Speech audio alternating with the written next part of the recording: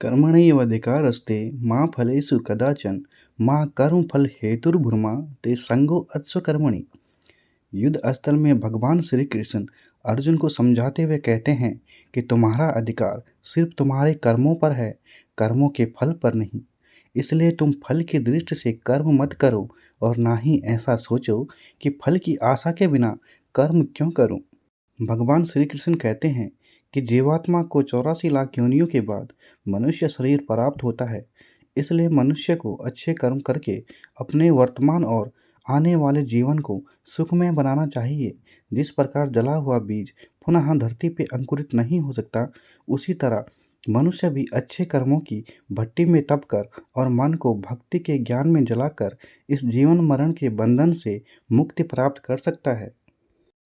भगवान कृष्ण द्वारा दिया गया यह ज्ञान सिर्फ अर्जुन के लिए नहीं था, अपितु उस प्रत्येक मनुष्य के लिए है जो अपने स्वार्थ के लिए किसी भी कार्य को करता है। परंतु श्री कृष्ण कहते हैं कि मनुष्य का अधिकार केवल उसके कर्मों पे होता है, उसके कर्मों के फल पे नहीं।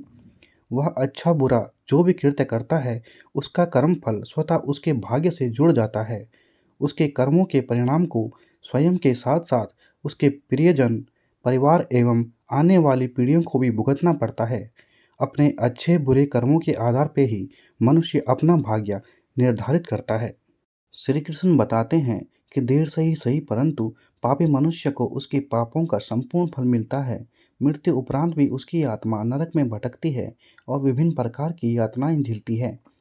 भगवान कृष्ण कहते हैं कि जिस प्रकार गेहूं में संलग्न घुन भी गेहूं के साथ पिस जाते हैं, उसी प्रकार जो मनुष्य बुरे कर्म करता है, उससे जुड़े लोग भी उसके कर्मों से प्रभावित होते हैं।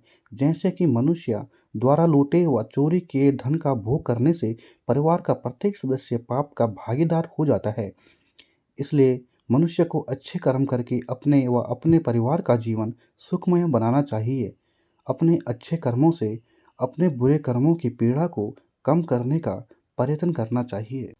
इस जीवन में अच्छे कर्म करके परमात्मा में विलीन होना ही मनुष्य का एकमात्र ध्येय होना चाहिए, जिससे जीवन मरण के बंधन से हमेशा के लिए मुक्ति मिल सके। मनुष्य को ये भली भांति ज्ञात होना चाहिए कि उसके कर्मों का प्रभाव उसके सगे संबंधियों को भी प्रभावित करता है। इसलिए कोई भी बुरा कार्य करने से पहले मनुष्य को अपने परिवार के विषय में जरूर सोचना चाहिए और अच्छे कर्मों से सबका जीवन सुखमय बनाना चाहिए। वीडियो पसंद आया तो लाइक करना मत भूलिएगा। चैनल को सब्सक्राइब कर कमेंट में जय श्री कृष्णा लिखें। धन्यवाद।